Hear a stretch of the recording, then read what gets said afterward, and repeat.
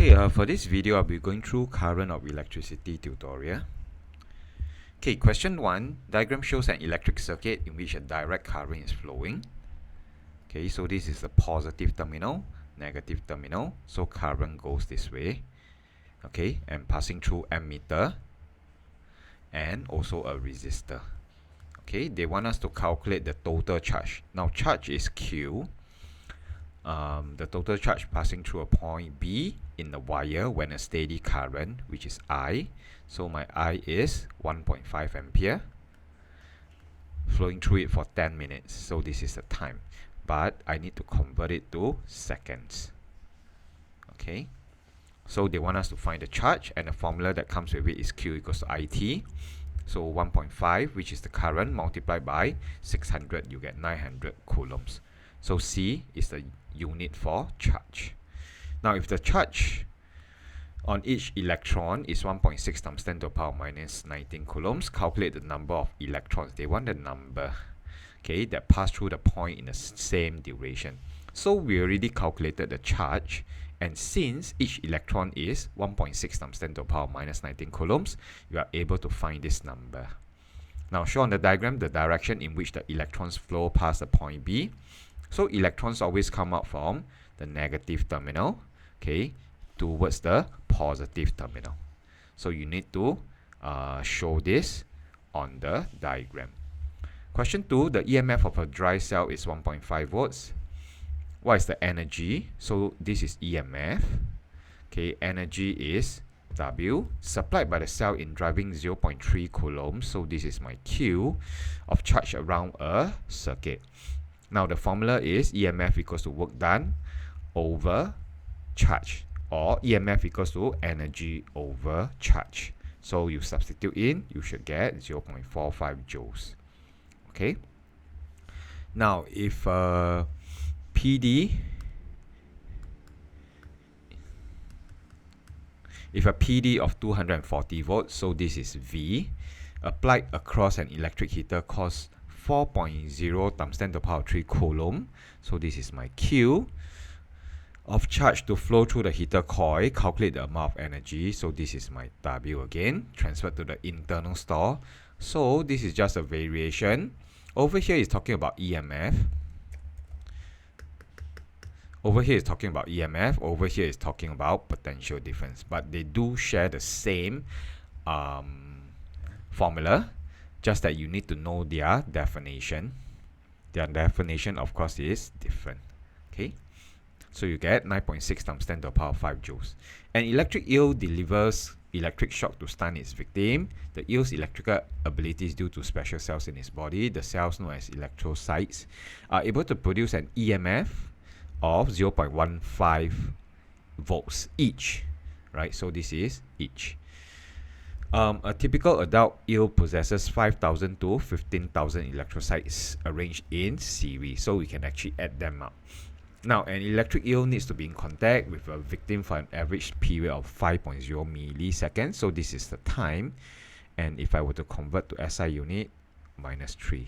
So your milli is actually 10 to the power minus 3. In order to stun it, if a current of 7.5 volts, 7.5 ampere is used, determine the amount of charge that will pass through the victim in 5 milliseconds. So again, we use Q equals IT because we have I, we have T. So we get 0.0375 coulombs.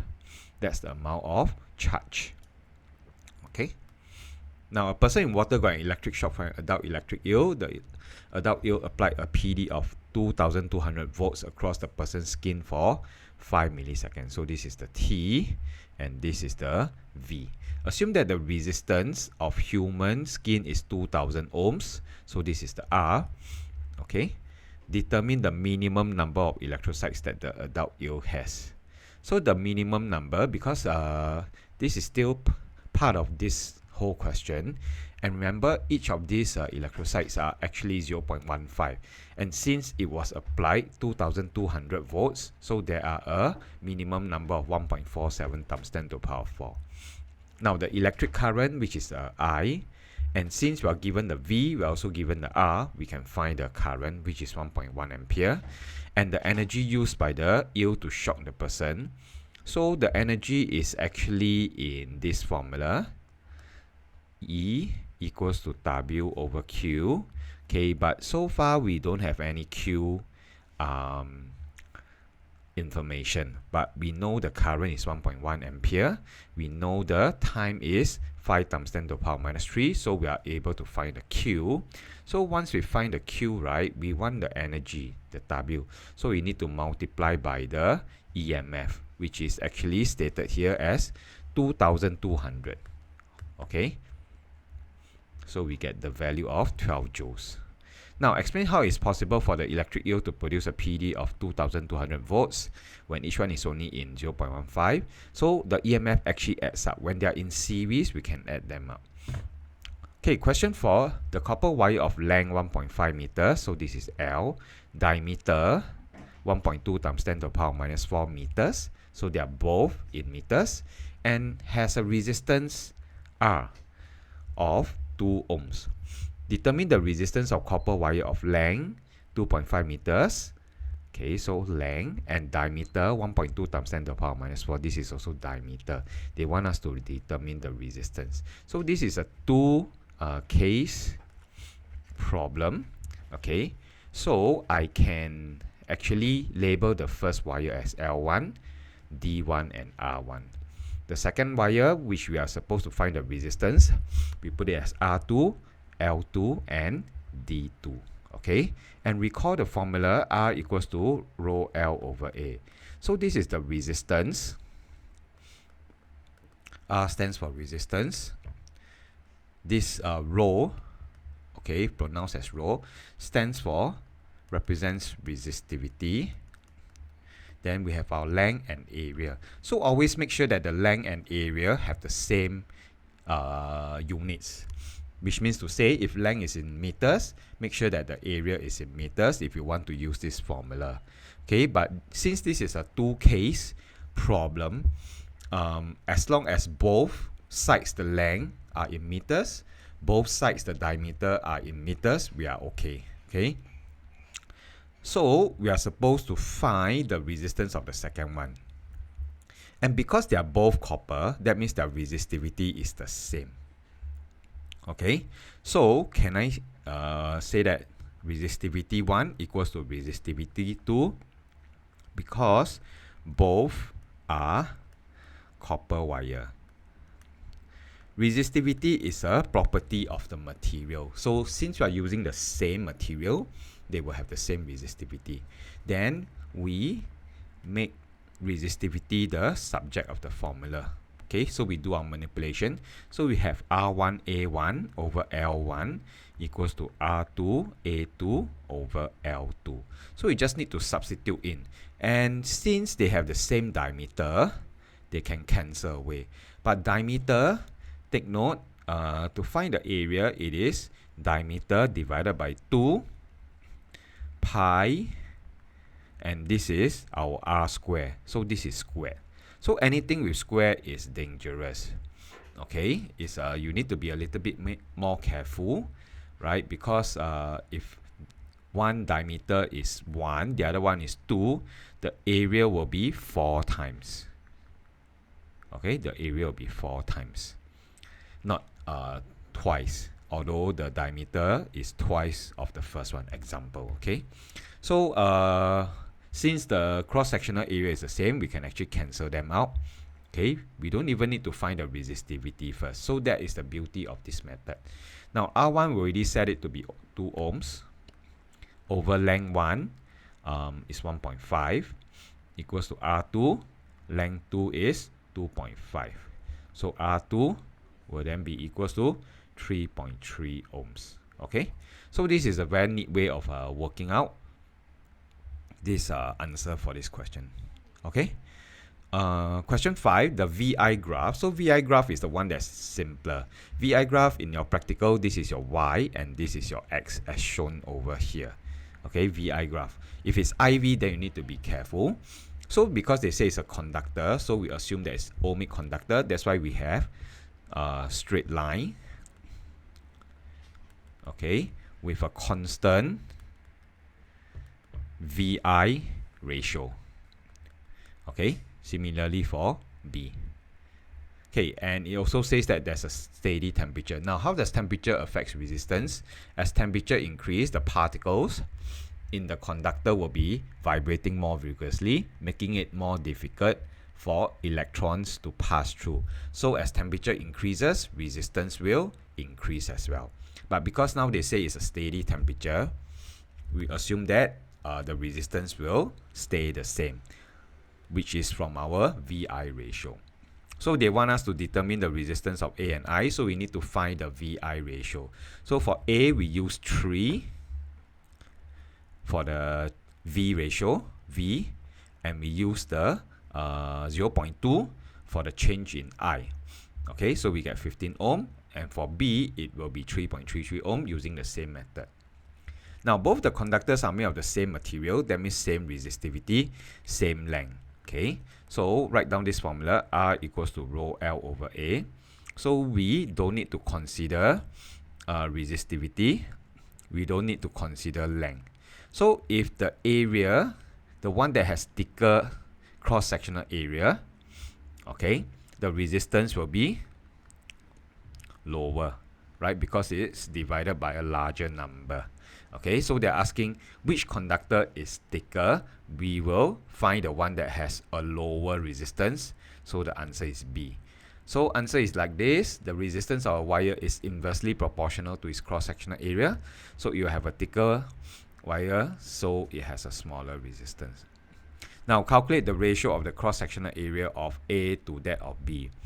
So we can use this formula because they have the same length and they will cancel out. They also have the same resistivity. Okay, just take note that it is this relationship. So we should get 0.222. So although they say find ratio, right, in math usually you can leave it in fractions, or you use something like maybe 2.9, okay, but not allowed in physics. In physics, you need to express the ratio in 3SF. Okay, do the conductors A and B obey Ohm's law? Yes, both A and B are straight line passing through the origin. This is important. Therefore, the potential difference across A and B and across B is directly proportional to the current flowing through them. It's directly proportional. Okay. The other conclusion that you have in your practical is linearly related.